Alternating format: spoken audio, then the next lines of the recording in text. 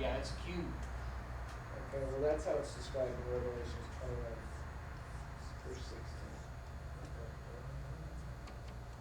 It uses that word to describe it. So The sword it's never Goliath, four square. And it's that word tetragrammaton. So I guess. Does Esau lie? Alright, let's not get all technical. I'm just saying the Greek word here.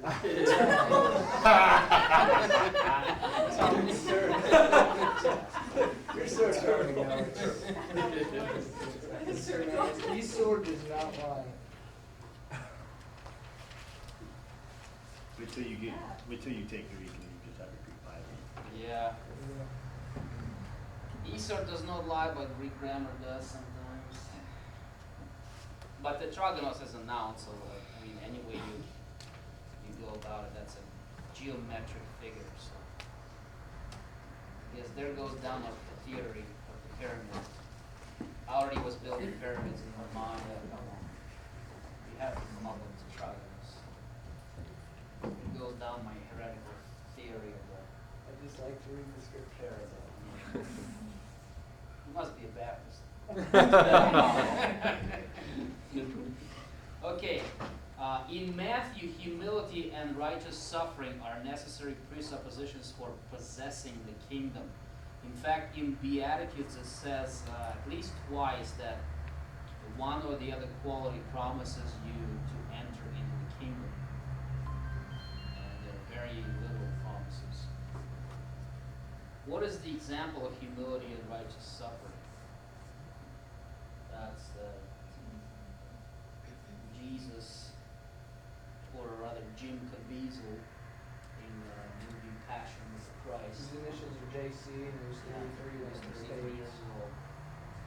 And he got struck by lightning too. And it didn't affect them. He did get struck by lightning. Yeah, twice. Yeah. I met his brother. Was it while he was on the cross he got struck by lightning? Yeah. What? And when he was doing the Sermon on the Mount. Yep. Twice He was okay. He was great in Monte Cristo too. Count Yes, Monte he Cristo. was. Whoa. Coming back to the book of Matthew. Monte Cristo. Yes, let's follow Jim. Let's follow Jim.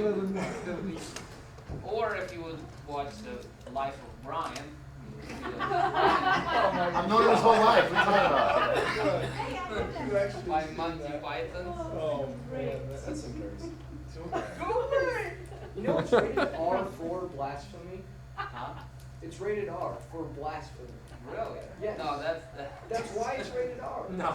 Yes, that's what it says. Are you serious? It says it's rated R for blasphemy. I watched what is their documentary? I think it's called Being a Python, and they're explaining that they did not dare to include blasphemy in that movie, so they were just ridiculing a lot of religious. Oh yeah, they were, but that's the reason why it was rated R. For blasphemy. I can see. Yeah, that was good too. I always watch very serious theological movies. We can tell. History of the World, Part 1, by Mel Brooks. Some of the other ones. The Inquisition.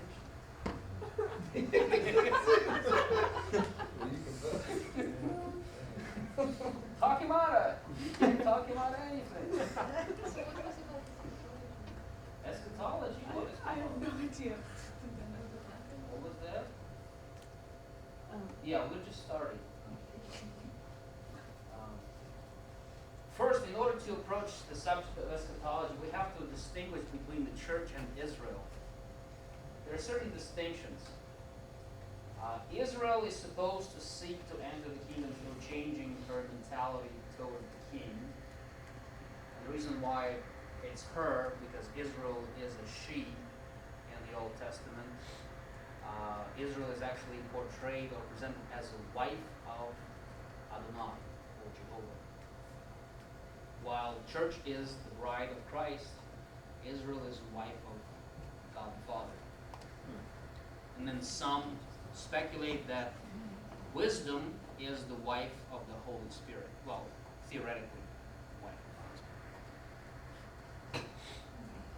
wisdom. What's the name of wisdom? Sophia. Sophia. That's the name of my grandmother too. So, I'm a grandchild of wisdom. Must have skipped a Slightly generation. underdeveloped. Must have skipped a generation. Yeah. I'll remember that when I'll grade your Hebrew quiz. Bring it. Church will be in the kingdom automatically as a bride of Christ. We already discussed that. So these are two presuppositions for eschatology. And here we go. Eschatology from the future perspective of view.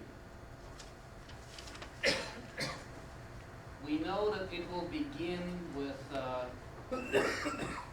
first of all, rapture of the church, departure of the church from the earth. Then there will be a 7 year of tribulation. What is tribulation? Anybody? Suffering for the cause of Christ.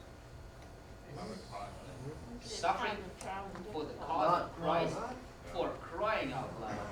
I mean, it's like just Let's listen suffering. from the Orthodox section of the class here to my right. Pouring out of God's wrath. That's what I'm, yeah. Exactly. That's what I said. The tribulation is called in the Old Testament the day of what? Is it the big deal? Day of Atonement. the Lord. Day of It is Jacob's also trouble. the day? Day of Jacob's trouble. Day of Jacob's trouble, or day of the Lord, or day of judgment, because this is the time when God turns back and focuses his attention on his nation of Israel, and this is particularly designed to judge Israel and make her aware that God is not dead. How many Israelites or Jews are religious at this point of time? A lot of religious. 473. In Israel? Less than 1% in Israel. And the name of their religion is making money. No. The name of many people's religions are making money. Well, the Jewish people is not an exception, but Israel is considered to be one of the most secular countries in the world. In fact, there are different economies at work in Israel as we speak. There is the socialism, there is the communism, capitalism, democracy, all working side by side in the same country. Kibbutz is the communist idea of Eastern European Jews that could not materialize it by living among other nations, but they successfully materialized it in the land of Israel. Kibbutz is a community where people live together. Men live in one section, women in the other section. Their children are raised by somebody else. They don't own cars, they don't own houses, they don't own clothes. There's a store. If you need a pair of jeans, you go there, you say, I need a pair of jeans, and they give you a pair of jeans. You don't pay for it. If you need a car to go to a town, you go and you pick any car from the parking lot that is communally owned, and you go drive it wherever you need to go. If you need food, you go to a communal store, or rather, kind of storage. Yeah, you take whatever you need for dinner or lunch, or you eat with everybody else. So it's not possible to accept this system for a lot of people. But if the idea is right, and for them idea is renovation and restoration of Israel, and they work in the fields, they create fields out of the mountains of stone, and basically irrigate it and make Israel into a paradise. And because of that idea, it works. If you will create Marxist idea or Leninist idea or some other Nazi idea, that's not going to work. People don't like to be equal. People like to outdo their neighbors, right? Keep up with Joneses, or outrun them, or get rid of them. Okay. Yeah, you can get rid of Joneses. False prophets will arise. See, in the time of tribulation, a lot of false prophets will be active. There will be wars, earthquakes, and famines in the land. The faithful will suffer. And who are the faithful? Huh? The believers in Jesus. There's no believers in Jesus. The believers in the tribulation. They go in. Huh? The converts in the Believers tribulation. Yeah, believers in Jesus are long gone. They're flying. Huh? Converts in the tribulation. Converts, believers in the fact that Jesus was the Messiah, maybe. Converts, or the ones who did not accept the seal of approval by somebody who has a number on his jersey 666. Palestine will be afflicted with dangers, as if it's not afflicted now. We can only imagine what's happening. The heavens will show great signs. Katrina hurricane.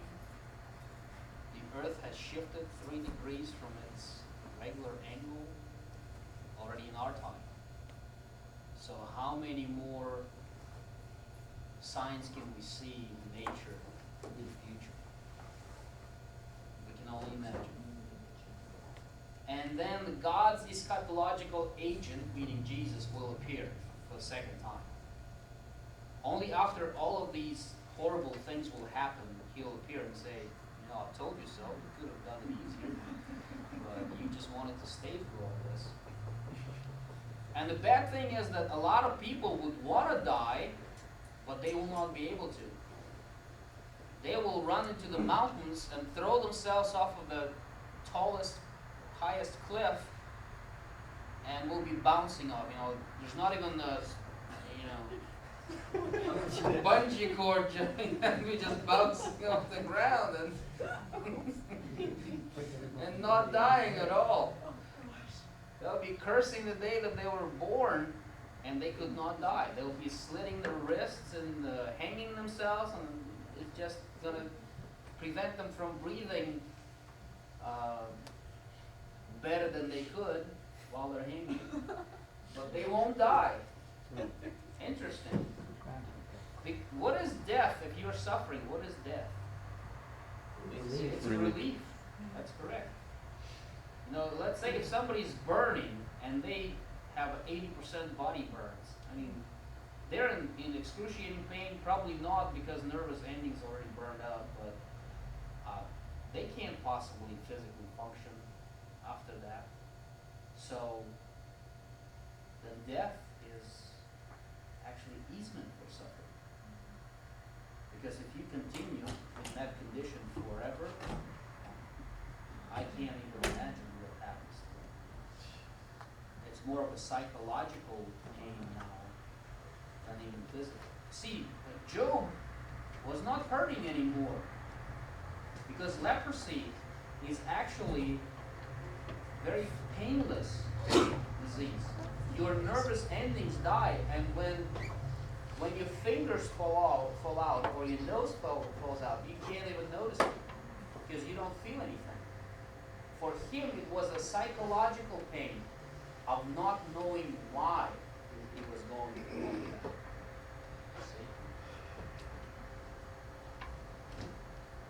Okay. As far as the past is concerned, in Matthew emphasizes a realized eschatology in the person of Jesus Christ, who fulfilled many messianic and eschatological hopes of Judaism. Matthew quotes from many of the prophets and says, you see, this prophet said that, and this was fulfilled by Jesus. That means Jesus is the Messiah.